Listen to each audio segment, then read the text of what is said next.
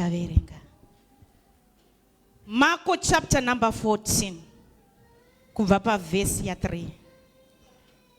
Zvino wakati ari paBhetania mumba maSimoni wamaperembudzi agere pakudya, mumwe mukadzi akauya ane chinu cheabhastera chaiva nechizoro chenado zvakanakisa chomutengo mukuru.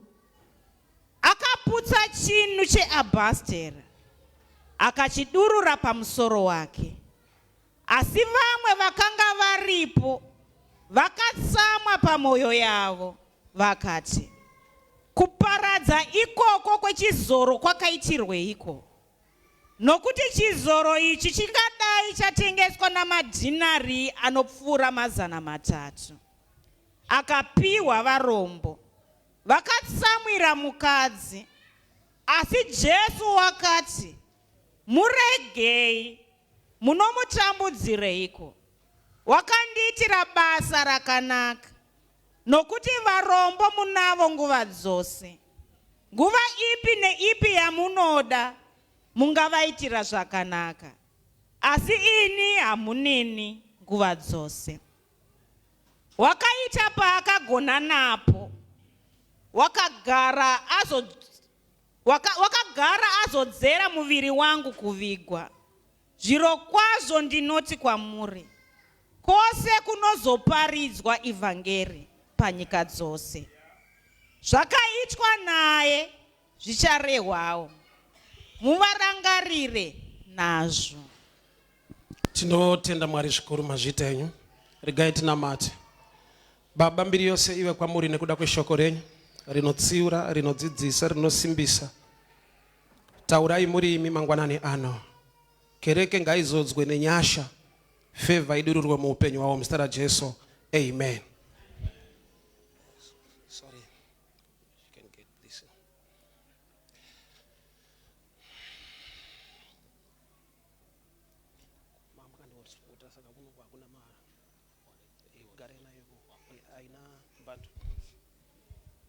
Ndinotenda Mwari zvikuru nekuda kwetsamba yaverengwa ine chekuita nevamwe amai mumwe mukadzi wakauya kuzozodza Jesu.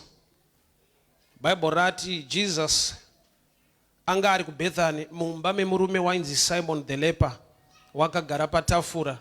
Ndo pakauya mukadzi aine the alabaster box yaiva perfume ndokuzodza Jesu. Zvakaitika ipapo hazvina kunyanya kugamuchirwa nevaitevera Jesu, nokuti zvaitwa nemunhu asiri part of the disciples. Mukadzi auya ane chizaruko chisina kunge chawanikwa within vanhu vana Jesu.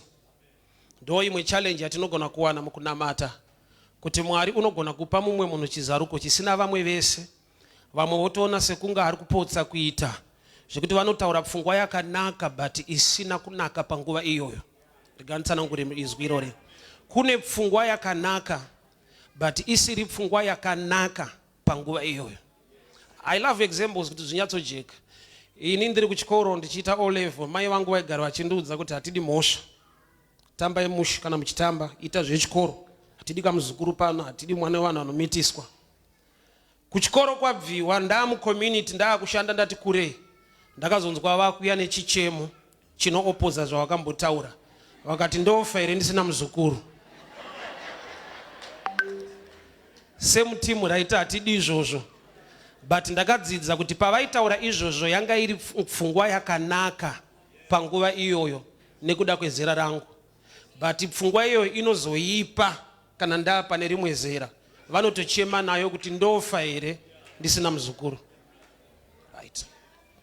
So zvakaitwa nevanhu vanga vakaungana mumba maSimon the leper Jesu achizodzwa. Vakataura pfungwa yakanaka yekuti dai mafuta ayatengeswa apiwa kune vanoshaya. That's giving. That's a good mindset. But Jesu wakataura mazwi ekuti zvaitwa nemukadzi uyu, she has done this in preparation of my body for my burial. Kureva kuti mukadzi uyu the kind of giving yaari kuita yakasiyana nezvinoitwa mazuva ese nekuda kwekuti ine timing, ine kuunderstanda mwaka nenguva. Bible noted the sons of Issachar were commanders of Israel. because they had the understanding of times. Vaifamba nekuziva nguva. So Mwari akatendera kuti vave the commanders of Israel. So kuziva nguva kunokosha to the level yekuti Mwari pachavo vanopupurira Satani. Kuti Satani zvimwe zvese haazive, asi chinhu wani chaanoziva, anoziva kuti nguva yake ishoma. So munhu anoziva kuti nguva ishoma anoita kunyatsoitira futi. Anoziva kuti kwasara maminutes mashoma kana riri bhora riri kutambwa akawina 1-0. Haamanikidzire kunyanyoenda kumberi kundogohwesa. Anotamba bhora rekurasa kuburitsa. Kurati anenge akutamba time, not my goals. So time ukaimanager inosecure the goal riripo. So understanding time, kuziva nguva kunokosha. Nokuti chimwe nechimwe chakanatswa munguva yacho. And the value yega yechinhu ine chekuita nenguva yaitwa chinhu. I'll download to another example. Chiremba warwara ukaendako akakupa mapiritsi ekuti aya unonwa 2 kuseni, 2 masikati, 2 manheru. Anwe for 3 days. Iwo nokuti uri kurwara serious. Obva wangoti ndakungonwa ka 1 ese kuseni. Unokuwadzwa nezvakanaka. Why? Because pavari kuspesa time. Time ine a healing effect. Ine zvainoita musystem yako. Chinoita kuti vati aya kuseni, aya masikati, aya manheru. Nguva pachayo ipart yemedical yacho. Ngatimbonzisa chinhu chinonzi time. Nguva pachayo inokosha pakuitwa kwechinhu. Pane nguva yekuti unoita chinhu chakanaka, munguva yachisina kufanirwa kuitwa, chinoipira izvozvo. Kuva nenhumbu uri pachikoro, iyo nhumbu ichinzi makorokoto, yako inoita kuti umhanyiswe. Arorwa zvake ari pamurume anotowedzera kuipusha iri 3 months kuti ifanooneka. Yaitwa nenguva yakanaka, nezvikonzero zvakanaka. But mumwe anoisunga otobhenda kuti isaonekwe, iyo vamwe vachiita yekupusha. Chiri kusiyaniswa apa vakatakura makomborero, but kune mumwe iproblem nekuda kwenguva. Panguva pakajeka panoparidzika musha. So understanding the times and knowing what to do zvine value yakakura in the kingdom of God. So pane nguva yekuti munhu anoti aiwa izva tichazoita time. Izvo zvakanaka and zvichizoitwa time. But when you miss the right time, unotadza kusangana nezvakaprogramwa naMwari. Saka ndichiti paunonamata kuti Mwari, mweya wokuvigwa ngaubve pandiri, ndodawo kurangarirwa. Nyatsowedzera kuti ndirangarirwe panguva yakafanira. Nokuti pane kumwe kurangarirwa kunokubvisa pane pawaifanirwa kunyatsorangarirwa. Joseph ataura nemurume anga ari mujeri, zvika ndakauya kuno ndisina mhosva kana mabuda mutauro kuna mambo. Bible rinoti akakanganwikwa for 2 years. Why? Nokuti Joseph haafanirwe kungobuda odzokera kumba kwawo ari free. Anofanirwa kubuda and rule in Egypt. Urati anofanirwa kubuda zvine purpose. Saka anofanirwa kubuda mazuva ekuti mambo varota. Ukabuda zvisinei nechiroto chamambo, you become free and useless. So purpose yaMwari ndeyekuva free and useful. So pano paita mukadzi out of revelation chizaruko. Hakuna amutuma. Hakuna conference yaitwa, hapana aparidza kuti zorai Jesu perfume kandi musaregerereshe vedu vazodai. There is a level of giving yekuti munhu ukatoona achitozviita, that's a sign yekuti ari blessed already. Kuzongoti God bless you kupedzisa gamba chamutuma I blessing. Pana Mwari atotaura maari. Mukadzi uyu auya mumba maSimon the leper. Jesu haana kuenda kumba kwemukadzi uyu. Bible rati he was in the house of Simon the leper. Simon wacho nyakuingwa naJesu haana zvaakaita. Ende chatinongoziva chiri associated naSimon anga ine leprosy. Handina kunzwa kuporeswa kwaSimon. Ndakanzwa favor yakaitirwa munhu mumba maSimon ane problem. Ngwarira kuti panopona vamwe ndo paunoita problem uri ipapo. Simon the leper, mumba make ndomo uri kunzi mukadzi uyu kwese kuchaparidzwa vhangeri ngaarangarirwe. Jesu ari kupa favor kumunhu mumba memumwe munhu. Hakuna chinorwadza chekuti mutorwa wekunze anouya otora ropafadzo yemumba, yeti vemumba vagere vari ngori ana Simon the leper. Simon, kana Jesu anoporesa auya mumba mako, toda kunzwawo uchipora, but taakunzwa favor inoitirwa muenzi kudarika mugari wemo.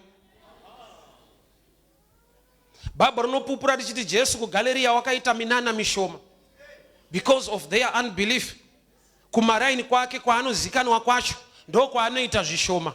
Unoita zvinotyisa ari kunana Bethani kwaakunomutsana Razaro, yeti kumaraini kwake hakuna ari kufa achimuka. Kureva kuti vanhu vakatorerwa blessing nenyasha dzanga dziri local dzikaoperate better outside. Kuberekwa kwaJesu handina kunzwa Maria achipiwa zvipo nevanhu vemulocal. Bible rinoti wise men from the east ndo vakauya vaine zvipo.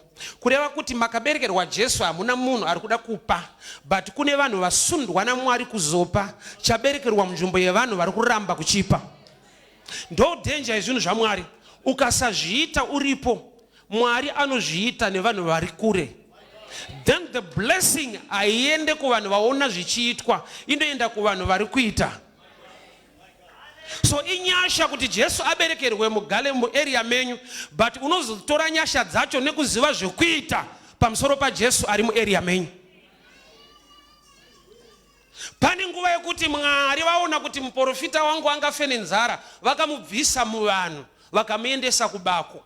Yeti kuvanhu ndokunofanirwa kuenda munhu kuti awane zvekudya, but Mwari vakatoona kuti ndikatomubvisa pavanhu ndokutoti ararame. Akaenda kubako, ndichatuma makunguo ikoko nokuti vanhu havachada.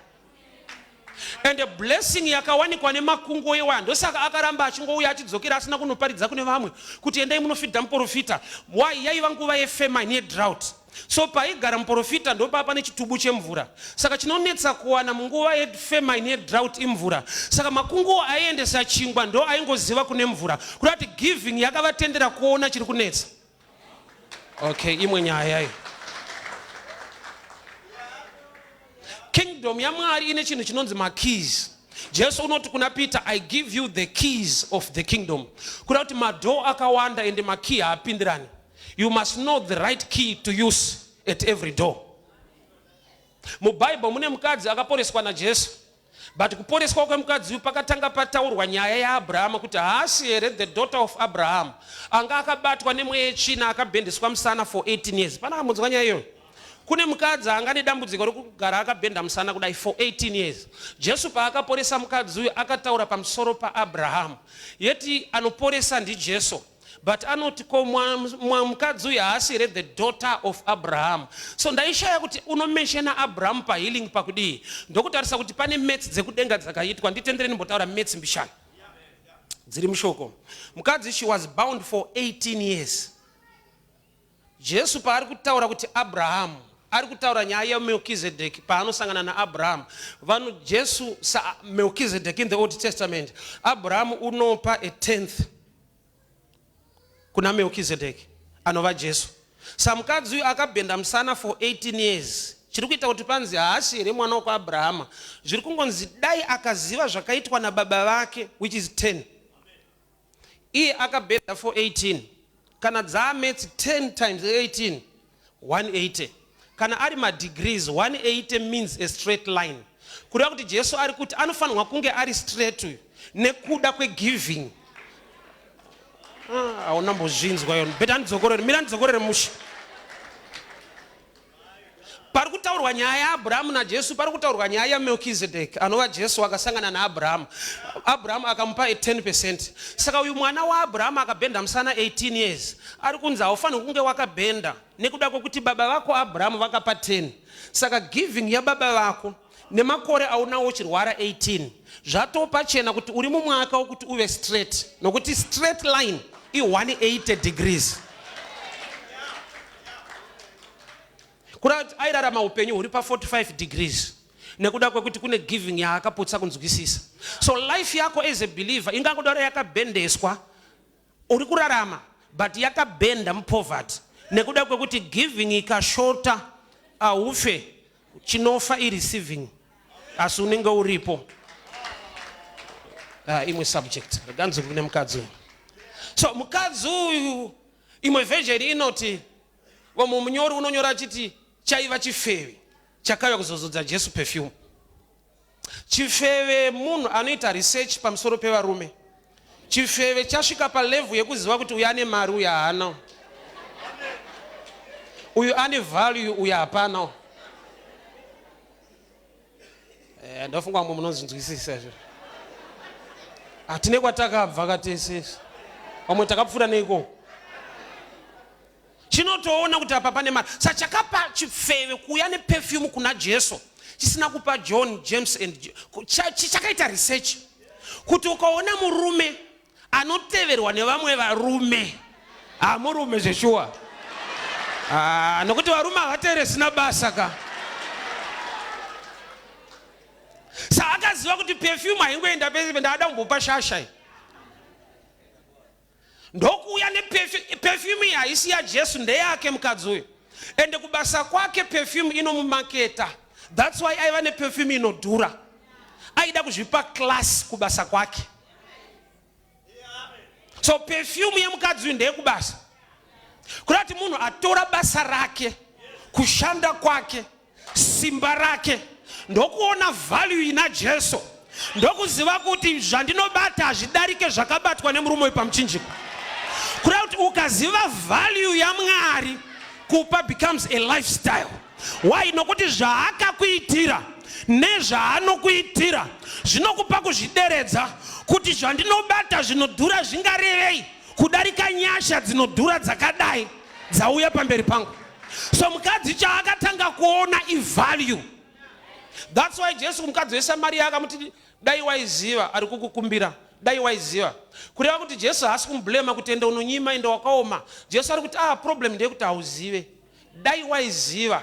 Kureva kuti kusaziva kunolimita munhu kwete kuomerwa. Why? Because ukaziva zvekuita kuomerwa kunogadzirisika. But chinopa kuti urambe wakaomerwa, stage number 1 kusaziva. So mukadzi wakaziva kuti kuswera ndichizora perfume ndichionekwa nevamwe varume hakuna basa, then kunozora iye wacho perfume kuti iye andionewo. Mukadzi wakaziva kuti ndikaspraya perfume vamwe varume vanonditeera, but ishasha haiteeri. Saka kuti ndigono kuiteera ndaakuchinja order, handizvispray ndomusprayawo. Kura chifeve chiri kuita calculations. No wonder Bible is not to describe but chaiva chifeve kuroti ane mindset yekucalculate zvinhu. That's why Jesu paanoti ndichadzoka sembavha, iye haasi mbavha. But anoti ndichadzoka sembavha. Sapaidinetsa kuti kana asiri mbavha, umbavha wacho anozougona sei. Ndokubva ndaona kuti program yakaitwa paCalvary ane mbavha yaakati handei. Kurati ndo yaachabvunza kuti mai wanzoenda nguva vanhu vakavarairwa. Ndikukutaurira zvi.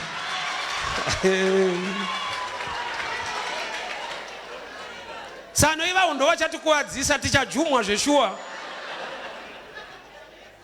Yakatotakurirwa basa iroro kuti unozondiudza kuti mai wanzorova nguva vanhu vakavarairwa. Because iye haasi mbavha. Saka anotodawo mbavha yekudzidza kwairi.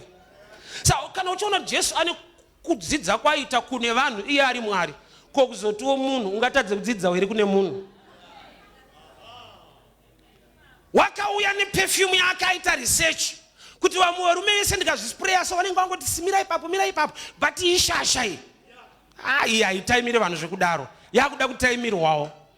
Ndokubva apinda mubama Simon, ndokubva abreaka the alabaster. Bible rinoti haana kuvhuraya, akabreka. Kubreka isaini yekuti hatisida kuchengetedza tunosara nekudii nekudii. Because kana achispraya ari ega anoti akavhura uspraya uchengeta tumwe for the sake of tomorrow. But paakaona Jesu akati there is no other than this man. Hakuna wandichachengetera rumbidzo yangu. Saka kana wakurumbidza Mwari, rumbidza uchiziva kuti ndiyega Mwari, hakuna umwe Mwari. Usaite sekunge uri kusevhera umwe Mwari wauchanamata. Kana yanhauye kuitira Mwari, revesa. So kurevesa kwemukadzi uyu kwakamuudza kuti usachengete bhodhoro rako. Aiwa, breka bhodhoro rako. Taakuda vanhu vekuti kana vakunamata they break themselves. Unozvibreka kubva palevel yekuti ame doctor, ame engineer. Woziva kuti akandiita engineer ndiMwari, akandiita doctor ndiMwari. So kana ndakurumbidza Mwari handitarise level yangu, I break myself like an alabaster box. Usakumbirwe kuomberera Mwari anokupa upenyu nenyasha. Aiwa, ngazvibude from within kuti hama dzangu ukareflecta kwawakabva hauomere nekuvhura box uchispray ambishana so. Usaomere rumbidzo yako, usaomere kunamata Mwari. There is no other God than the God of Israel. Basa rakabatwa pamuchinjikwa hakuna angaribate kunze kwaJesu. So kana yanauye kumuitira iye, vanhu ngavashamisike uchiita rekubreka bhokisi. Vanhu ngavashamisike kuti unenge hauna discipline, hauna order. Vaudze kuti kana ndapamberi paMwari inini handichake order dzevanhu nokuti ndinoziva kwaakandibvisa. So mukadzi unokuziva kuti ndiri chifeve but anditendera kuuya mupresence yake, ndakumupa honor isina limit. Tinanoka limit so kalife kari reserved so. Kekuti Mwari anenge togaya kuti asi kuno umwe Mwari futi waachada kuzoitira zvine tupawa ambishana.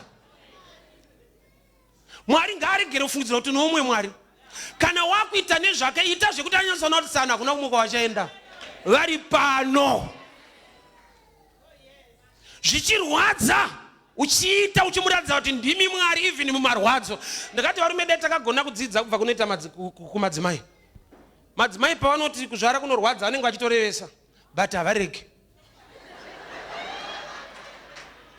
Vasiye ichokwadi hazorwadza but kusiya manja ishuwa kai. Achiti kuzara kunorwadza achipusha zvake. Ko program inorwadza kudai ndamuri kungopusha, vanoziva value yazvo. Kuti zvingarwadza zvikadii but musha uri kuita sei uri kukura. So mukadzi wakaunderstanda value. Hapana paakavhura mbichana akaspray akati aiwa hakuna mumwe kunze kwake. So wapinda mumba maSimon aende kuna Simon. Ndo kana wauya muchechi wainga Mwari. Zvako zvokumbotarisa na Simon vane maperembudzi ava vane nyaya dzavo vanhu ava. Iwewe ziva dzako kuti kana ndaimbova chifeve but ndatenderwa kuva among the apostles, among the disciples, I worship him with a difference. Namata zvekuti Mwari anoziva kuti tsano vanenge vari kunyatsoziva kwatakabva nawo. Wai kwawakabva iwe unokuziva hazvaida vanhu kuti usvike pauri apa. Zvakatoda Mwari wacho nokuti vanhu vanga vasingade. Iyo une area dzaunonyosona kuti vanhu havadi kuti ndisvika apa but pasvikika. Ende ukaziva akusvitsa hauna control paworship. Hauna control. Hauvhuri uchitenge uda kuchengeta tumwe tumafuta so. I worship him like this is your last day to worship God. Why mupe value iyoyo inode nawo zvikuru zvinobva mari.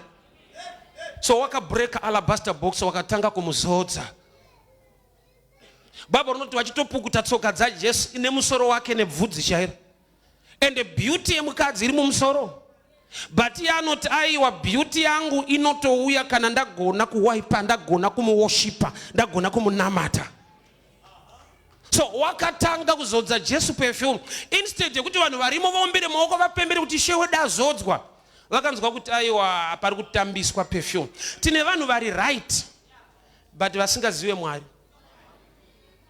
Tine vanhu vanoanalyze nekucalculate zvinhu vachimisa the revelation, the point of doing things in the house of God.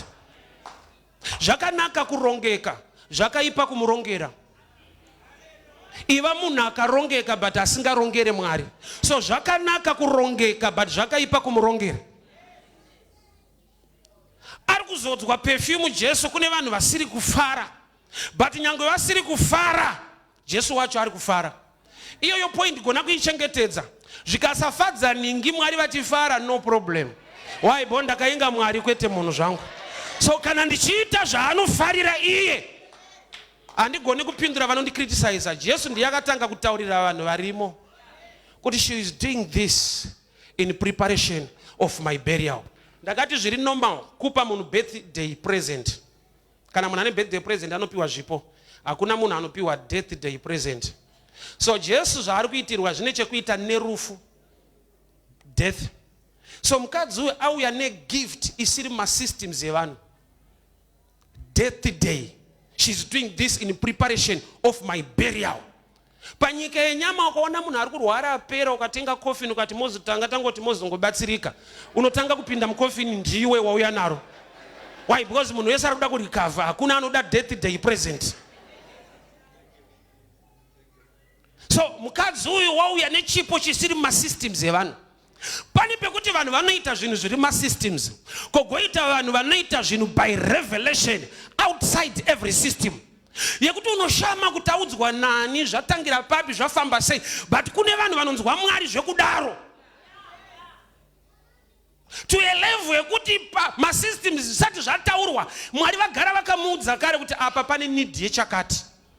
Jesu ari in need yeperfume, but haakumbire perfume, kuna anouya nayo by revelation. So wakatanga kuzodza Jesu, varimo vakati what a waste. Dai perfume yatengeswa yapiwa vanoshaya, which is a good mind, but a wrong mindset in that time. Ndosaka Jesu azoti varombo muchange muinawo nguva dzose. Ari Jesu asingade urombo, anoti ndakazodzwa kuparidza vhangeri kuvarombo, but weitanga ari kukansela nawo yekuti ndinoparidza vhangeri kuvarombo, oti but muchange muinawo nguva dzese. Kuvafarira here, kuda here urombo kwete. Pane statement yaari kuda kukorekta inocreata urombo. Ipi? Iyoyo yekuti zvine value pazvinenge zvada kuitwa, munotsvaka zvine lesser value. Mumba mukapinda nyoka, chekutanga kuita kudhila nenyoka yacho. Kwete kudambotsvaga kuti yapinda nepapi, unoruma uchitsvaga. First things first. Learn to put value pazvinhu zvinokosha pekutanga. Usatange nesina basa, kune zvinongoflowa nokuti pane zvakanaka zvaitwa. Zvafane mukomana ada kuroora, chaunotanga nacho unotanga nekuproposa nekutaura rudo. Hautaure zvekumberi, ungosangana nemusikana mutaunu kuti makadii sister ndanafunga vana vatatu nemi. Panovhurwa toketi iwe une rudo. Yevana imbomira first things first, I miss you, I love you. Iwe uchiziva target yako kuti 3.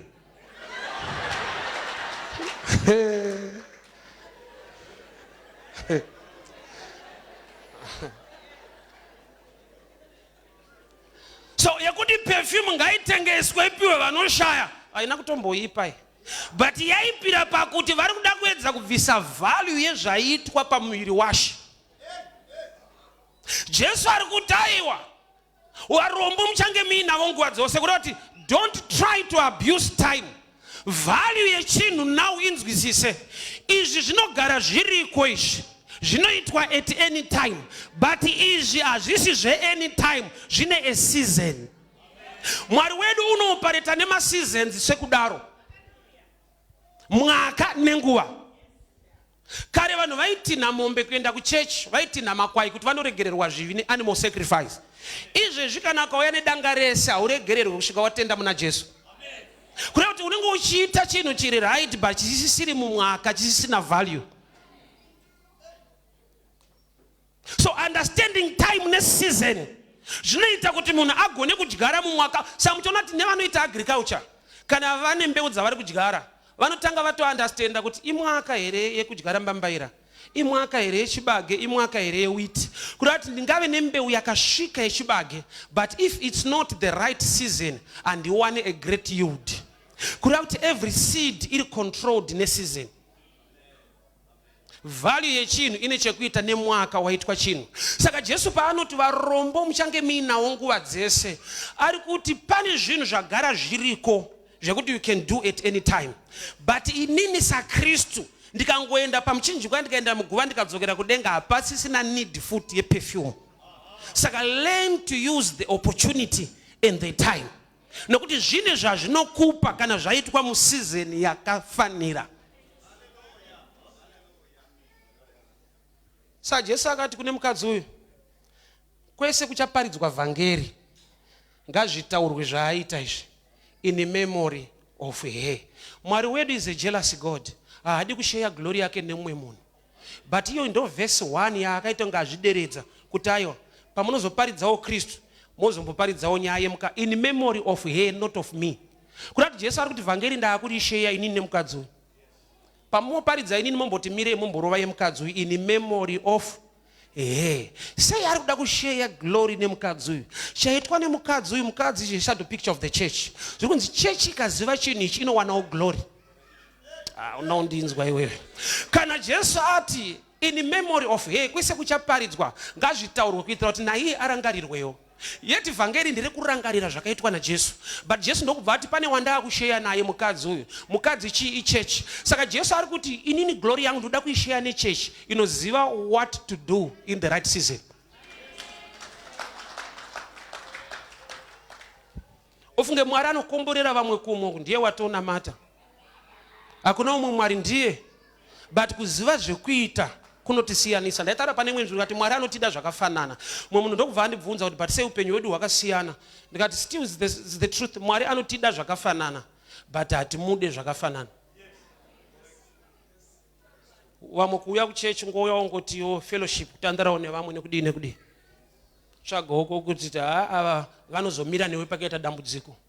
Wakauya nemind yedambudziko yeblessing hauna. Wakangonzwa kuti but ukatambudzika vanozoona kuti vanoitawo sei. Haunobvira wafunga kuti but Mwari unogona kundisimudza ndichimunamata. Pfungwa yako iri centered pakuti asi ndikaita problem. Saka iyoyo pfungwa manje Satani akaifarira. Akainga problem uchamirira nguva yeproblem yako. Vakainga kuropafadzwa unoropafadzwa naMwari mumwe chete iye. So abaya vauya neperfume ndokubva vaizodza pana Jesu. Iri yavo yekuzvimaketa kuti vaonekwe mumastreets mavanofamba inodhura ine value, but pavaisa pana Jesu, Jesu ari kuziva chinangwa sei mukadzi aiva neperfume, aida kuti iye azivikanwe. Saka paapa Jesu haana kubvisa zvinodiwa nemukadzi uyu nokuti aida kuzivikanwa nekuspreya perfume yakanaka. Saka paazodza Jesu ndokubva ati aiwa ukadyara mandiri handikanganwi zvaunoda, wagara uchida kuzikanwa. Saka iwe waigona kuzikanwa muno muJerusarema neperfume yako, but nokuti wapainini uchazikanwa kuworship center. Saka uchiona kuti akutaura nezvake kureva kuti perfume yani fragrance iri powerful inofiller the whole world. Kureva kuti when you give unto him uri kusida to something greater and better. Zvawaifanirwa kuwana mumari shoma ukaisa muna Mwari, Mwari unokupa nyasha zhinji dzinokupa zvinhu zvinodarika mari yacho. Value ya grace inodarika any level of money. Unazara kuti hakuna munhu anoda mari, munhu yese anoda zvekuzoshandisa mari. Tikatokukira muno muchechi tikaisa mazimari, unopedzera wavhura window, nitsvagirewo chikafa, haudi mari, unoda zvainotenga. Let's be real. Hakuna munhu anoda mari, munhu yese anoda kuzoishandisa. Kurati une zvaunoda zvawakafungidzira kuti ndikangowana mari zvinoitika. So kuna Mwari kune imwe level yemari inonzi grace. Nyasha dzinogona kukupa zvinhu zvinodarika salary yaunotambira. About a month ago I was in Israel. Kwaita mari 2.5. Ndakaenda sei? By grace. Somebody chose kuenda neni. Hakuna kwandaishanda kwandaipiwa 2.5. Ndakaenda kunodarika salary. Chikonzero nyasha dzinodarika value of any money.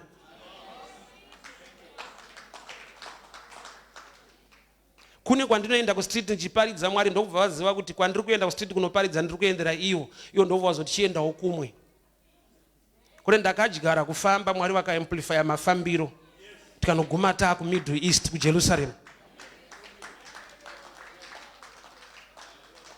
Chese chaunoda ukava nepfungwa yekuti dai ndawana mari yacho, you are limiting yourself. Dai ndawana nyasha dzacho nokuti perfume ine value, but payakaiswa pana Jesu zvakanzi kwese kuchaparidzwa, kwete muJerusarema chete. Iye dai akaispray asina kupa Jesu aingozikanwa maraini, kwenze vane kamwe kaguchi kari powerful akapfuura sonza ati akapenga imbinga akaoma inzwa akaperfume kake aizikanwa kumaraini. But paakagona kuexchange akaisa pana Jesu, Jesu ndokubva ati perfume yako yaikulimita, nyasha hadzilimite, ndichakupa grace dzinodarika zvaitwa neperfume. Mark 16 vanhu vakaunganidza zvinonhuhwira muchechi ndokubva vaenda kuguva vachida kundozodza mutumbi waJesu ndokusvika asiku. Chavapotsa apa haisi giving, chavapotsa to do it in the right time. Ufunge vanhu vakatounganidza zvinonhuhwira kuti vanozodza Jesu, but vakaenda vakamushaya. ende danger yanga iripo, favor yavakangoitirwa ndeyekuti vakasvika muguva mune mumwe munhu akapfeka zvichena arimo, akavati wamuri kutsvaga handisirini, endai munosangana naye galleria, Jesu wamuka. Ndinofara kuti tsano vaiva muguva havana kuklema kuti ndivo, waye vanga vakapfekawo zvinopenya. Also there are times yekuti wepedzisira wakupa asiri nekuda kwemweya wekupa, nekuti unogona kusangana nevamwe tsano vane zvinopenya penya, so vari muguva raJesu ivo vasiri Jesu. Ndichidzikise mbishano. Pane patinotoita zvinhu muzita raJesu asiri Jesu ari kutambira, nekuda kwekuti takapwautsa mwaka. Value yetime unogona kunopa vamwe tsano muguva raJesu vasiri Jesu. Thank God kuti ava tsano vakabuda pachena kuti aiwa kungowanikwa muareas but hatisirisi. Kuda kuti ukasaita chinhu nemwaka unosangana nevamwe tsano vasina ropafadzo yavanokupa zvavo vasiri yeJesu wacho. Why? Nekuda kwekuti panguva yawaifanirwa kuzviita wakashaiwa revelation yetime. Opportunity yaHana yekuti ave nemwana akaidiscover pamaproblems aiva pachechi yaaipinda epashailo. Why? Because paainamata achingaburitsike mwazi achichema, Bishop Eli vakamuti mukadzi iwo wanyanya kudhakwa, mira kubata wine. Ndokubva aziva kuti handisiri ndine problem yemwana, Mwari vane problem yamufundisi, because mufundisi ari supposed kuti kurudzira kushaudha vanhu. Saka Mwari mukandipa mwana ndokupai bishop.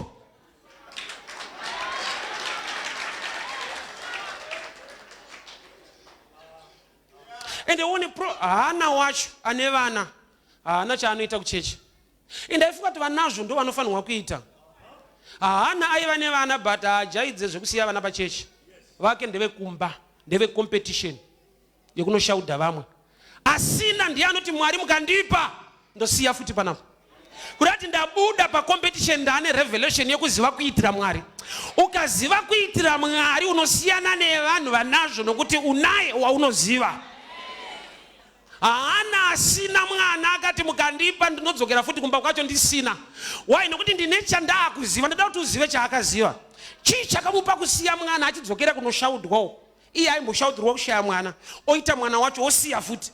Akaziva kuti chakandipa kuva muwanano naEukana barika rinoexpose. Kana muri tu vakadzi amainini vachibereka zvapachena kuti murume wenyu anobereka, iwe ndione problem.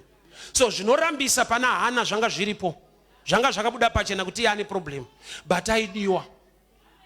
Saka paakawana mwana akazoti ndinakuwana imba nekuda kwemwana, ndakawana imba nekuda kwaMwari. Saka Mwari mukandipa mwana ndaakuziva value yenyu kudarika mwana wacho. Ndichasiya mwana kuno ndodzokera kumba, handirambwepo ndakagara ndichidiwa pasina mwana nechikonzero chekuti ndimi makandipa imba yacho.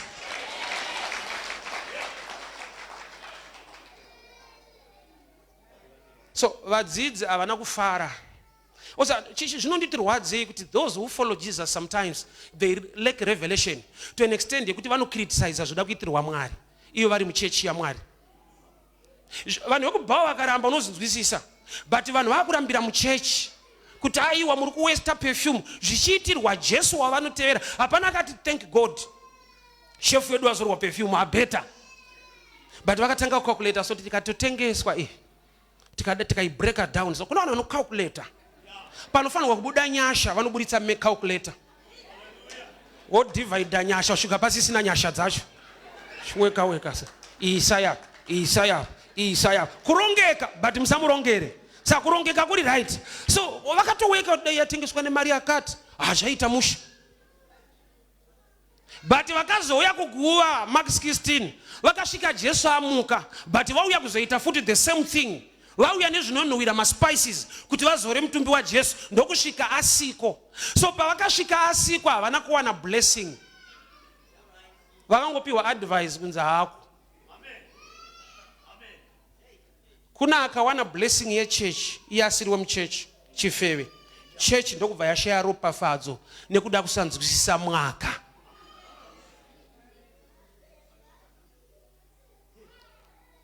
Baba vaJohn the Baptist vainzi Zakaria, Mwari avarangarira, vatumirwa mutumwa, vakaita problem yekuti vakatadza kutaura for 9 months.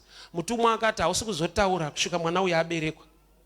Inenge punishment kudaro but mwana ari kuberekwa iblessing, ende basa rake anonzi iye izwi rinochema kurenje, the voice that crieth in the wilderness, ndiJohn. But akaberekwa nemudhara anga atorerwa voice. Kurati Mwari vanga vacalculate mates kuti chandinoda kuti ubereke voice that crieth in the wilderness, anwa John. Saka haugoni kubereka voice tisina kutora voice. Saka vanhu vachiona vaiona punishment, denga richiona kudyara. So there are times yekuti vanhu vasina revelation vanoona kukuvadzwa, kunzi akuvadzwa adzichataura kaisa. Gamba atorerwa izwi kuti abereke izwi. So secret iri mugiving iri very stubborn to an extent yekuti pane kanguva kekuti unyatsoona kutorerwa. Vanhu vakaona Zakaria asingataure basa remufundisi kuparidza.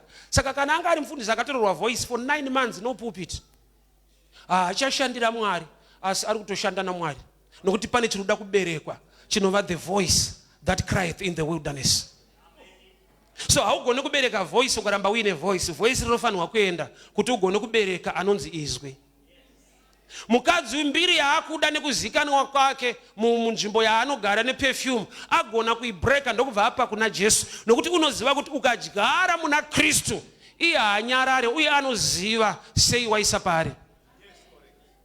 Mwari vakaita minana mizhinji muEgypt kuti vanhu vabude muEgypt. Kukaitika rima, kukaita matatya. Bible richingoti asi Faro waizongooma moyo after matatya apera. What was the key yakakonzera kuti vazobuda? Moses akaenda kunopa vana veIsraeri vari mudambudziko instruction, urayai makwai muise ropa padoor.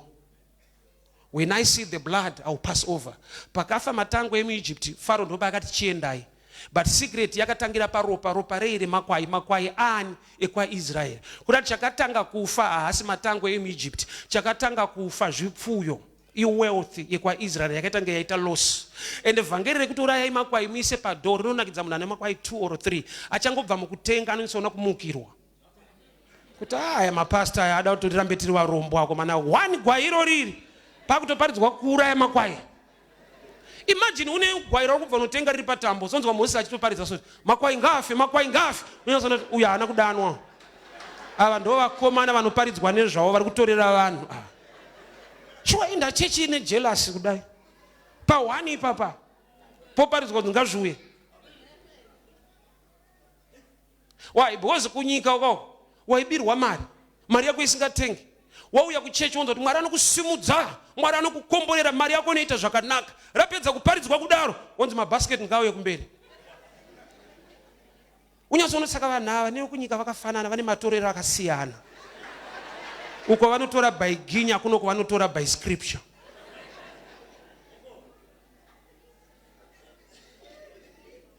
Barega ndikuudza kuti kutendeka nekururama kwaMwari paprinciple yezvinhu zvake kunotyisa. Masystems ekunyika anoita crash. Money can fail kunzo, but Mwari pachake hakundikani. Mbiri yake ndeyekupa vanhu kudya murenje. Hama dzangu kune renje reupenyu rinoraramika pasina chekutenga, but uchiraramiswa nenyasha dzinotyisa. Inda experience nyasha dzaMwari dzinotyisa kudaro to an extent yekuti pasina kunzi unonotambira kupi salary, but uchiona kuti kutendeka kwaMwari kunoshamisa zvekudaro. I was tell people incident ya 2014. Mota ndakatanga kudriver, so ndakandapedza kuparidza pana first mwe murume ndokubva yakamira. So anziko muri kufamba sei kudzokera kumba, ndikati ndakutenda kopa kabhana zvikanzayo andi ndokutengera mota. Oza akatenga mota ngemadomasi, ngari kujoka anzi andi apo totenga uende nayo. Hazvina kugarirwa pasi kurongwa utozodi kungoti aiwa andi tichitenga mota apo. Oza unofunga kuti ari kuseka. Taenda tapinda mukasi ndanongedzera apinda muvisa abhadhara. Aizve zvakapfava sekudaro. Zvinoshandirwa, zvine budget, zvine kunetsana mumba izvi. Usabate mariyo. But kune nyasha dzekuti unoita ngori kurota. Even pandakasvika kumba ndichiridza bhero, so vakatora nguva kuti vavhure, vashaya kuti ndiani. Mwari ngaakukomborere zvekuti vekumba chavanoshama kuti ndiye Mwari iriyo. Vakabvunza kuti ndeyani? Ndikati ndeyedu. Yedu nani? Oza pane zvimwe zvekuti unyaza kuti ari kuti chiko muno. Ndikatoti toda toenda kumusha mai manje zvakadzunguka acho ka. Takatoenda kumusha. Hatina mbogara 30 minutes ndasvika nayo. Saka toda kugeza ndikati aiwa hamusi mukombi kande munonogezera kumusha.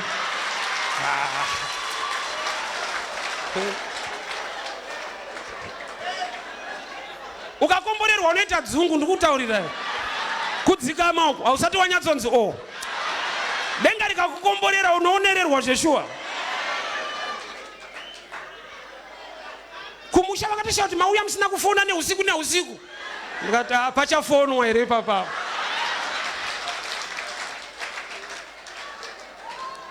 Panorongwa rwendo risipo. Muchosvika kumusha so hamudi kuti kugara pasi. Kuti hapana zvamuda kunogaisa retenda uchigayo. Iyo unokomborerwa zvokuita dzungu ndikutaurira.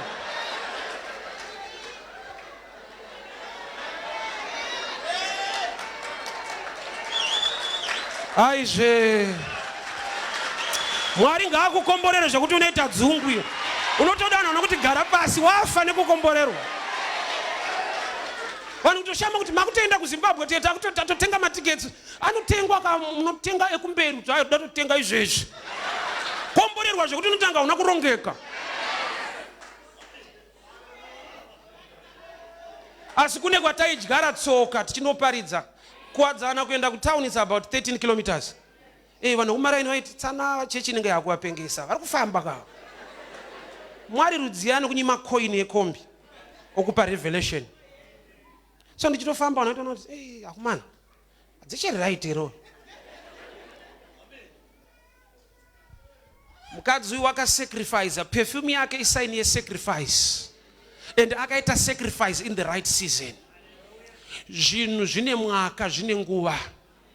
Kune mwaka wokudyara kune mwaka wokukohwa. Pavakaenda kuguva achidanozodza mutumbi waJesu, vakasvika asiko. Motive was right, timing was wrong. And havana kubata the blessing. Kwete nekuti havasi kuita chakanaka, vari kutadza kunzvera mwaka. Why? Because Mwari unoziva mangwana.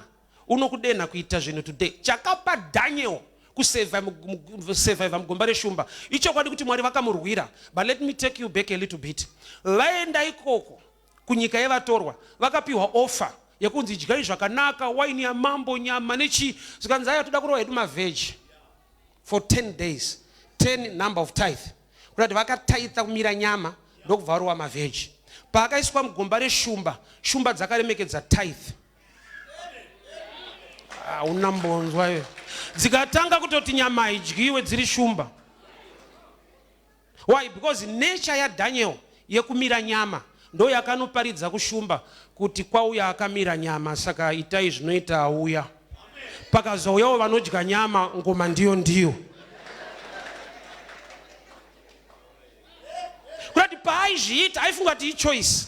Also there are times that ukasaziva kuti Mwari vanoti uzviitire nenguva ino. Unoti kuti kungomanikidzwa, ungonetswa, tumaprogramu twawo kungonetswa. Gamba Mwari vari kuona hondo yepasera. Mwari vakadongorera so vakaona dhudhula. Mwari obva ati gadzirisa up. Kana kuda kudhudhula iwo haasvike pauri nokuti shumba dzinofanirwa kudensa according to the nature of Daniel. Daniel ukamuverenga zvakanaka aitobvawo kwaJudha, ari mukomana wokwaJudha. So the lions and Daniel, they are the same thing. Shumba is the lion of the tribe of Judah. Saka pauya shumba chaiyo dzimwe shumba dzinofanirwa kunzwisisa kuti shumba vaite ya shumba vanga vakamira nyama, saka tombomirawo nyama. Fasting ya Daniel was a prophetic thing chaaruda kuzoita in the lens of the lions. Paakaburitswa pachipinzwa vanhu vaidya nyama havana kusvika pasi. Ndakati ndo imwe munana wokutanga wa Daniel hausi kudyiwa neshumba. Munana wekutanga ndo kusvika zvakanaka mugomba because haana kupinda akakandwa. Waigona kufa nekukandwa. Ukakandwa mugomba unogona kusvika nemusoro ukatyoka ukakuvara. Daniel munana wekutanga ndo kusvika zvakanaka. Nokuti vamwe vakazokandwa havasvike zvakanaka vanodyiwa mudenga. Ndokuti paunofanirwa kungoitombotenda Mwari. Asati zvaita hazvo mushe but wakasvika mushe. Ugere pakati peshumba zvako but pachiri safe. because shumba idzi hadzina kumira kudya vanhu aiwa, dzakamboti zororei dzichimirira vamwe vanhu. Ende shumba dzakagona manje. Why? Because shumba kana dzabatwa dzichichengetwa hadzichavhima. There is no need to hunt molans then hamusi musango. Dzinofanirwa kuziva kuti akatibata anodei, nokuti akatibata ndiye akutibatira. Shumba dzichavhima, dzakutrasta akadzibata kuti ndiye anodzibatira. Kuti dzinovhima knowledge yemunhu anodzichengeta. Saka Daniel paakakandwa mambo akatoshedzera, Mwari waunonamata akurwire. So shumba hadzina kukontrolwa neappetite, dzakakontrolwa nemessage. Appetite yako semunhu une zvaunoda kuita, but respect the message. Pungwe dzichida kuruma Daniel dzaingoudzana kuti mudhara ati muchinda uyu arwirwe. Gona kuzvirimainda kuti asi Mwari vada tiite izvi. Hongu ndingangodaro ndiri munguva yekuti taida kuita izvi, but pamwaka uno mambo vati murume uyu Mwari waunonamata akurwire. That's why mambo pavakauya mangwanani vakashikoshedzera kuti Daniel hazvisi normal kutsvaga munhu mushumba. Unofanira kuzongoona dzaguta here kwete kuzoshedza munhu. Kuti mambo waitoziva kuti shumba dzinonzwa inini kudarika nzara. So paanoti Daniel ari kuziva kuti arimo, bwo shumba dzangu ndodziziva. Iye haana kupanika ndokubva ati mambo raramai nekusingaperi, kugona kurumbidza uchiri muproblem. Mushumba hakusi kumbaka. But haana kuti kana mauya sondiburisei mazvoona kuti ndonamata. Dzikama komborerwa, dzikama mumakomborero. Mambo raramai nekusingaperi. Zikanzi namambo ngaabude Daniel, but kana abuda todamboita kagemu kekuchinjana. Vamwe opindawo tichimboona zviri kufamba sei. Enda achiburitswa vakapinzwa vachinoita kuti vanzi vakadyiwa mudenga. Picture sign yekuunderstanda giving kwakaitwa neshumba. Shumba imhuka inotarisa this direction, haitarise uko. Inenge imbwa inofamba yakadai kuitira kuti igone kuvhima. But padzakapa Daniel kuna mambo hadzina kuramba dzakatarisa uko. Kana uri a giver, tarisiro yako haibve kune vamwe vanhu kune imwe nyika. Focus yako ngaive kuna Mwari waunonamata. Why? Because padzakaramba dzakatarisa mudenga, mambo havana kudisappointa. Dzakatoudzana kuti varume kana mapa mudhara, chiregai kutarisa kumwe kwese. Mudhara akatendeka, tarisai mudenga. Ende hanzi kwakakandwa vanhu kwete munhu. Vanhu. Chakaita kuti dzidyire mudenga, kuti dzakadya pa high table. Giving ino elevate ma levels. Nozvinzwa.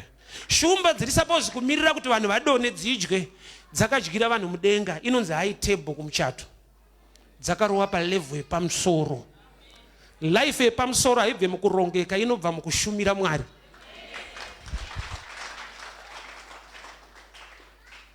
Wakaipa haregedze kutaura kuti but ona time yacho, ona mamirira zvakaita. Prophetically vanhu isusu hatizive ramangwana, tinofunga ramangwana. Anoziva ramangwana ndiMwari. So kufunga ramangwana nekuziva ramangwana zvakatosiyana. Waunofanirwa kurespekta anoziva ramangwana. Iwe urungofunga zvemangwana. Mangwana zvinogona kudai, saka ndada kurongeka. Mangwana zvinogona kudai. Unofunga ramangwana. Mwari vanoziva ramangwana. Trust the one who knows tomorrow. So kana aona ramangwana, anouya muna today. Okudza zvekuita nhasi zviri maringe tomorrow. Mwari haataure zvekuti uite nhasi zviri maringe today. Anenge achibva muna tomorrow, mune ramangwana rako. Oona matambudziko nemachallenges ariko, obva auya muna today. Okudza kuti do this in preparation ya tomorrow. So there are things zvaunonzi uite nhasi zvisina value today. Zvinenge zvinokurwadza nekukunetsa today. But iri a prophetic message for the sake of tomorrow. Ramangwana rine nyaya dzatisiri kuziva. Kufunga nekuchenjera kunogona kuti rasisa pakuziva ramangwana. But watinonamata anoziva ramangwana. Saka anoziva ramangwana kana ataura zvinhu muna today, chaunodyara nhasi chinoprofita goho rako remangwana.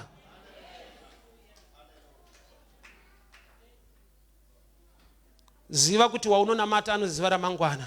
So amai vakauya neperfume vaita zvinhu zvine chekuita na today. Nhasi handizori pane makore mangani mukadzi yeyo afa, but ari kutaurwa pa Maitland, zvanzi in memory of her. Kurangarirwa kwake hakusi kupera nekuda kwokuti akazviita kuna Mwari asingaperi. The best investment yaungaite mumasystems ari munyika, they crash, they disappoint. The best is to trust in the Lord. Mwari akarurama, Mwari haana mwaka waunoti musi uno zvavo masaka handichakomborera vanhu. Aiwa, unyanzvi hwake huri mukuita zvinhu mumaseasons anoresista.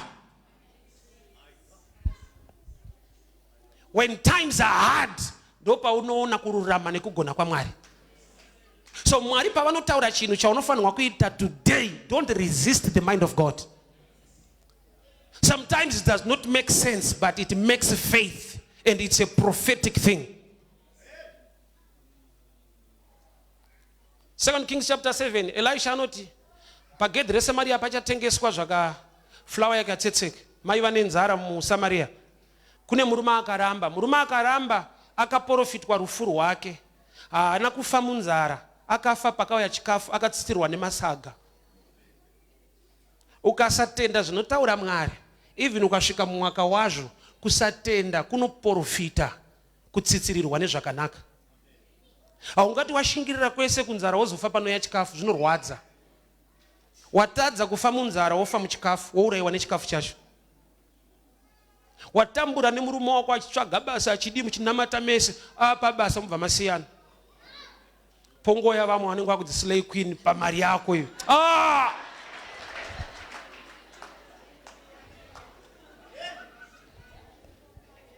Masaga anogona kutsikirira munhu. Handizive Mwari zvavanoisa pamwoyo wako kuti uite.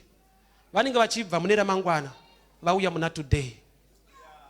Ramangwana rinoinvestwa muna today. Prophetically, Mwari vane zvavanoda kuti uite nhasi, zvine meaning mufuture. Zvoda kuitwa nhasi. Moses vanhu vari kurumwa nenyoka, Mwari ndokubva vatigadzira imwe nyoka. Munhu anonzwa Mwari ane problem, haaite zvinofarirwa nevanhu, anoita zvinofarirwa naMwari kuti vanhu vaite.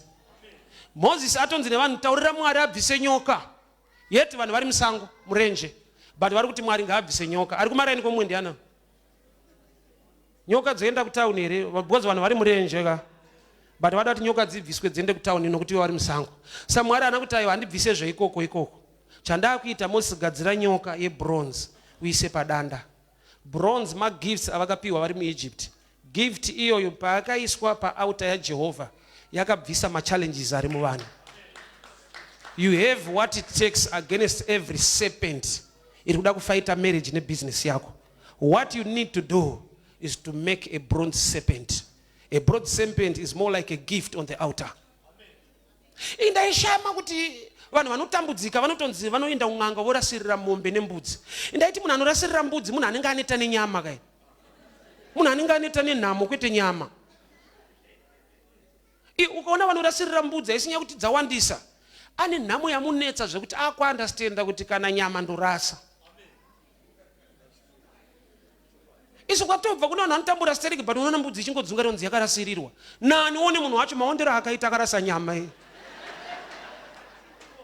Kurati vanhu havane zvavakaprogramwa vakaandastenda pamweya kuti nyama yanhasi haina basa, ichazoda nyama yakawanda mangwana, saka ndorasa yanhasi. Mbudzi yakakwana inoraswa nemunhu ane nhamo nenyama, anorasirira mbudzi. Ane program yaakaandastenda kuti zvatoday zvingatorwadza kuti handisi kudya nyama, but ndichadya nyama mune ramangwana kana nyama iyi yaenda. Mukunamata Mwari pane time yesacrifice according to Revelation. Chizaruko perfume ndeyangu ndeyekuti ndizikane ndinhuwire, but kana ari Kristu ndikuda kudyara nyasha dzinondichengeta ramangwana, dzinosumudzira nyangwe nezita rangu mune ramangwana. Ndaya kuzodenda moyo umwe munhu. Makeys nemaprinciples ekingdom ndiwaya. Ukasaoperata nemakeys emukingdom une zvinhu zvisingaitike. Iyo Mwari vachikuda ende Mwari vachigona. Bible harambidze kufunga, rorambidza kufunganya. Do not worry, do not think. But there are things you need to think about, analyze and do. Namo yatinayo ndeyekuti takaita prayer se master key. Prayer is one of the keys. Kune nyaya isingade prayer. Saka Mwari vachiti vanhu vangu vaparara nekushayiwa ruzivo, kwete nekushayiwa minamato, kuziva. ende nhau yekuziva inofanirwa kusvika pakuita. Murume paBhetsaida chinoita kuti asapone aitoziva kuti ukatanga kupinda unopona, but nyaya ndekuti anga asingiri kupinda. Ende akatotaura kuti ndinotangirwa. Achitangirwa nani? Nyama ikakutangira pazvinhu zvemweya, unogara panzvimbo yakanaka zvako zvisingaitike zvakanaka. Zvipo zvaifanirwa kupiwa Jesu hazvinotanga zvasvika kuna Jesu. Vakasvikira kwaHerodhi, mambo akaberekwa, ivo vachida mambo aberekwa. Haisi era. That's a revelation there. Vakauya nezvipo zvekupa Jesu aberekwa mambo. Vakatanga vasvika kuna Herodhi, mambo akaberekwa kare, ivo vachida mambo aberekwa. Herodhi anorepresenta mambo vepanyama, Jesu ari mambo pamweya. So zvemweya zvikasvikira munyama, blessing yako inodzima. Nokuti zvanzi pavakapinda mumba maHerodhi, nyeredzi haina kuoneka kusvika vabuda. So kune zvinhu zvisiri kuoneka nokuti uri mujeni yeflesh, you are not spiritually alert. Pavakatosvika kuna Jesu vakamupa zvipo, zvanzi vakaudzwa neangel in a dream to do not go back the same way. Kuda chinochinja mafambiro nenzira dzako, chimwe chacho chinowanikwa pakumushumira with substance. Nokuti chakaita kuti vaende nekwaHerodhi vanga vasati vamupa, chakaita kuti varegere kudzoka neikoko vanga vamupa. Pavakapa Jesu, an angel spoke to them. Vasati vaona Jesu, they were following a star, but vawana Jesu vakataurwa nemutumwa wekudenga. Kuti kune level yaunoelevetwa by giving, zvekuti Mwari havakutumire zvinodzima, but vanokupa mutumwa anotaura.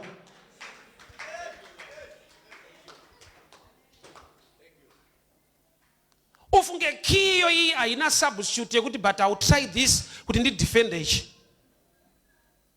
Mwari atibatsire tizive zvekuita mu right season, mu right time.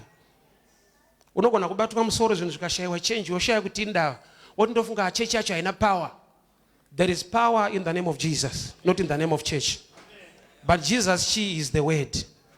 Ndakati wese waunoona achichinja chechi, chinhu wani chaasingachinjei Bhaibheri. Anoenda neBhaibheri raaishandisa kwaakabuda iko. Kuda kuti ari kubuda pachena kuti harinyepe but ndine nharo. Hakuna akatenga nyowani kuti ndiri kuworship center rarite todare kwatakuenda. Unoenda neiroro. Which means usaite nharo pa principle ye kingdom. Kana zvichidena a sacrifice, ngazviitwe sekudaro. Vanhu vane zvavakataura ndichifamba netsoka, vakazonyararidzwa naMwari. Mwari vaelevheta upenyu. Vane zvavanotaura, newo nezvipaunochallengeka kuti but zvichida Mwari here izvi. Wanetawo pakufamba. But ndaweza kuencourage, do not lose heart. God knows your future. Chaari kuti ita muna today, chiri kudyara tomorrow. I want to pray. Ndoda kunamata. Ramangwana rako kuna anoriziva ati nditaure newe. Tiregere kuzouya nezvinonhuwira panguva isiyo. Kuita chinhu chaicho panguva isiyo hakuattract blessing nevalue yakafanira. Ndoda kuti ropafadzo yaunofanirwa kusangana nayo uregere kuipotsa. Mwari vakuudze zvekuita mumwaka wakafanira uite saizvozvo. Uone kutendeka nekururama kwawo. Regai ndinamate. Father, we thank you for your word. We thank you for speaking to us. Imi makati kwese kuchaparidzwa vhangeri zvaitwa nemukadzi uyu zvitaurwe. Tazvitaura Baba, tazvinzwa Mwari, kuti akauya kwamuri nokuti wakaona kukosha kwenyu, wakabreka the box. Tipei mweya unozvideredza, tipei mweya wekupa nekushumira nekuziva kuti hakuna umwe Mwari kunze kwenyu, nokuti imi hamunyarari kana mashumirwa nenzira iyoyo. Makati kwese kuchaparidzwa ngaataurwe. Baba, ndiri kudeclare mu future yemumwe nemumwe uchamira nebasa renyu nekuita kuti aregere kuva chiseko chenyika, aregere kunyadziswa, asangane negoo rinobva mukuteerera izwi renyu. Semukadzi Baba akauya akakupa ichipo, nhasi wataurwa pano paworship center. Mwari, munhu uchaunza nyangwe nechipo muimba yenyu mumagenerations anotevera. Vana vake ngavaregere kubata nemadrugs, vana vake ngavabve mumisikanzwa, mhuri yekwake ngairangarirwe nekutambanudza kwake kana zvanzi in memory of her. Baba ndiri kutaura kuti mazita evanhu vari muno ngaarangarirwe. Sekurangarira kwamakaita Ishumaeri baba achichema nenyota mugwenga, makaita kuti tsime riwanikwe nokuti mwana waAbhurahama. Baba vana vekutenda mazita avo ngaonyorwe mubhuku rekurangarirwa. Baba vana vavanobereka nyangwe nevazukuru vavo, Mwari rangarirai kushumira kwavanoita, the sacrifice that they do. Semukadzi wakaunza perfume, mukati ngaarangarirwe. Baba ndauya nezwi rekurangarirwa kwevana venyu nekuda kwekuzodza kwavanoita atari yenyu, kuzodza nekushumira kwavanoita baba kubasa renyu. Mwari asinganyadzise mutsvene wakatendeka, mune mbiri yekugona isingadzimike mukururama kwenyu. Munyika yavatorwa Mwari makasimudza Esther akava Queen Esther. Munyika yavatorwa naJosefa makaita mambo. Father, in a foreign land makaelevata Daniel. In this land munyika yavatorwa, shoko renyu rinoti nyika nekuzara kwayo ruoko rwaJehovha. Zviratidzei muupenyu hwevana ava kuti muri Mwari. Nyangwe muSouth Africa muri Mwari anopa favor. Ngavarangarirwe baba nyangwe nemuCape Town. Ngavarangarirwe baba munyika ino. Ngavarangarirwe kunyika dzavachaenda, nokuti izwi renyu harina kuti ngaarangarirwe muJerusarema, rati wherever in the whole world.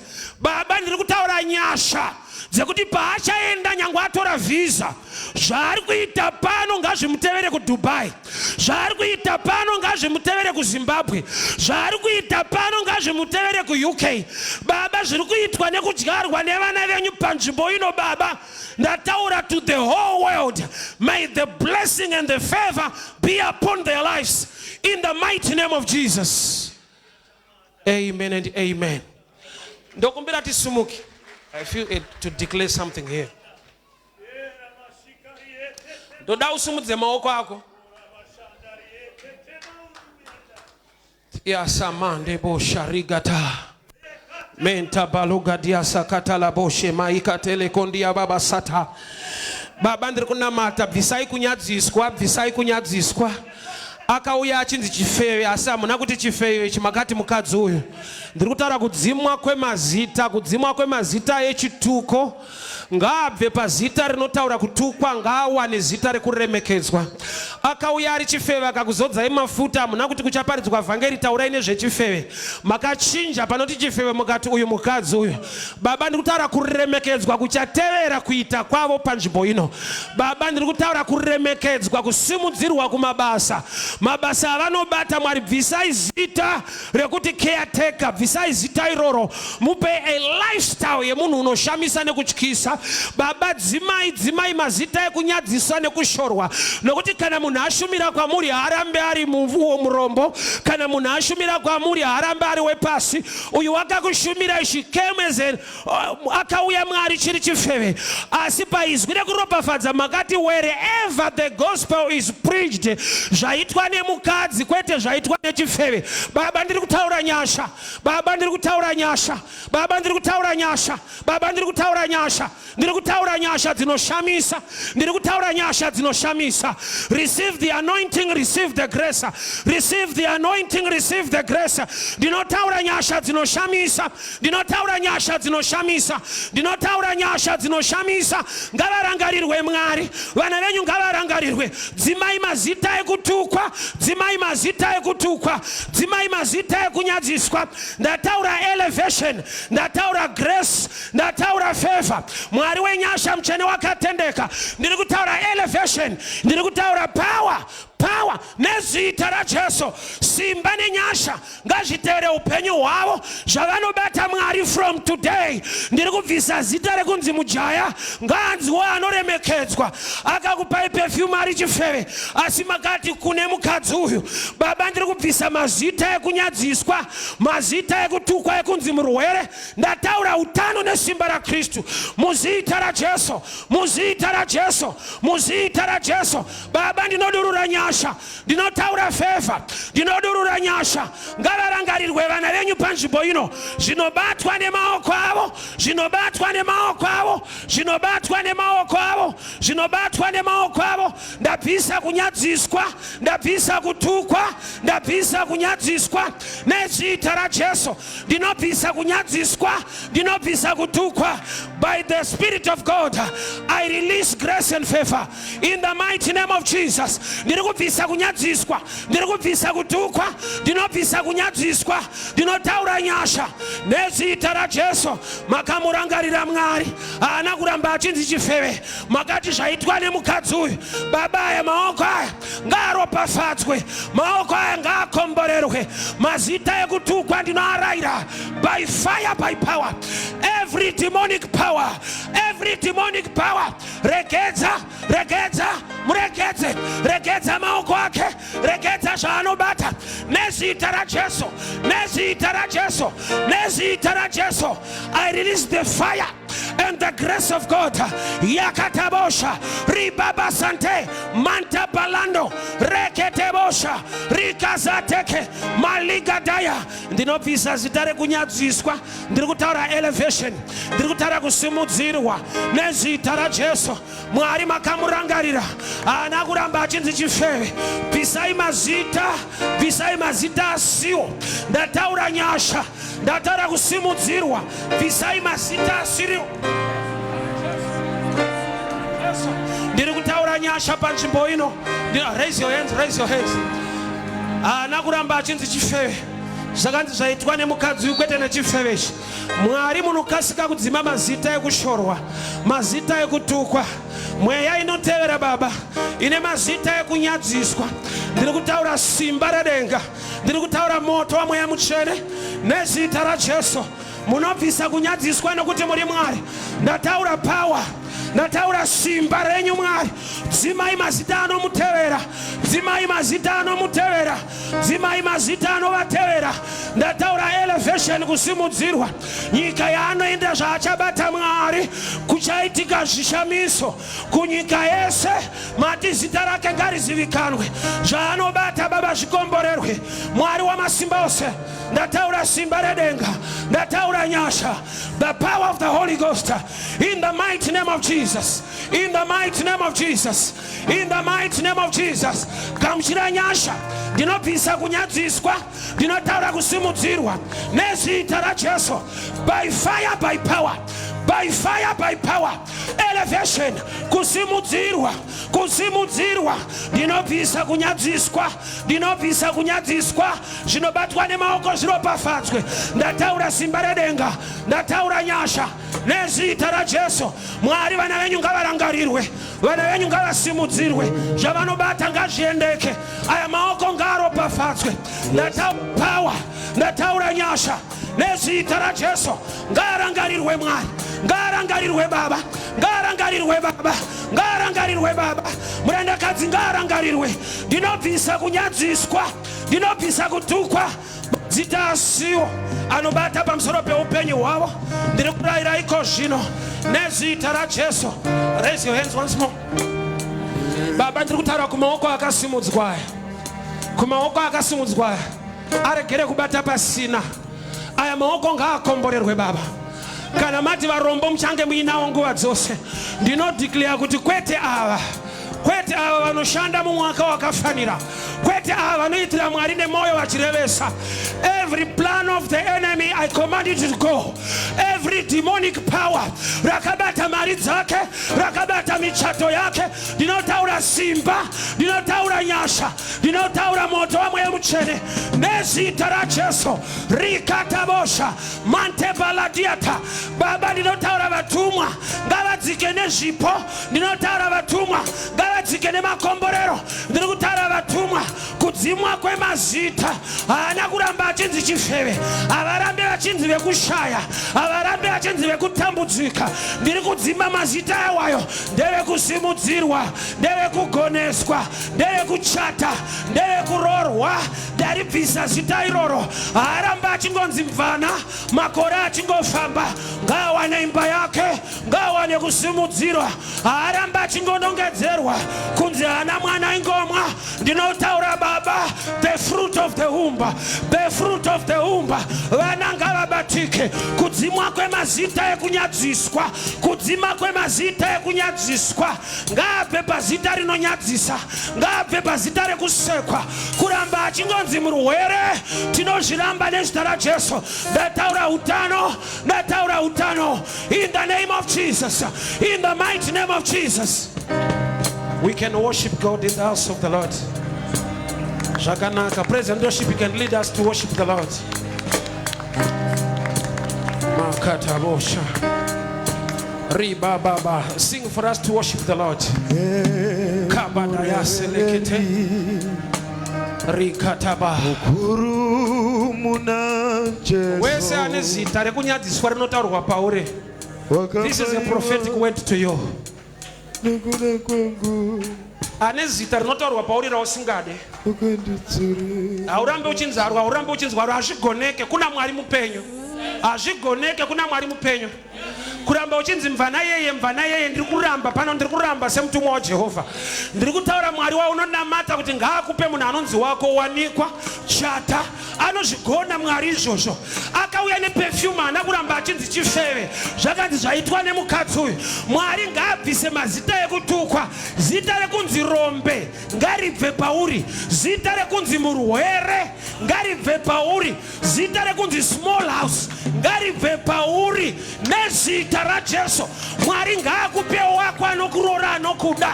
Ndiri kurayira mazita asiyo, ndiri kurayira mazita asiyo by the reason of the anointing in the mighty name of Jesus.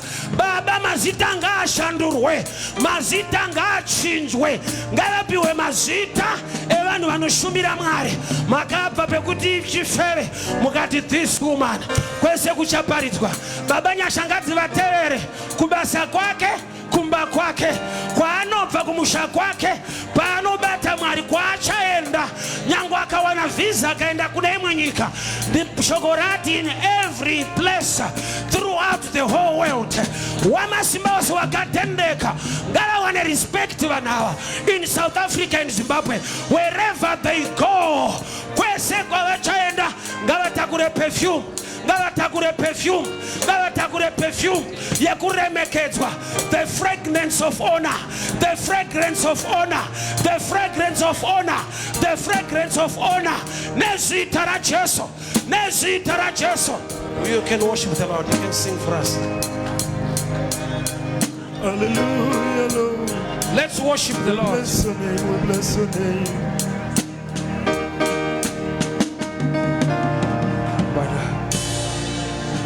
God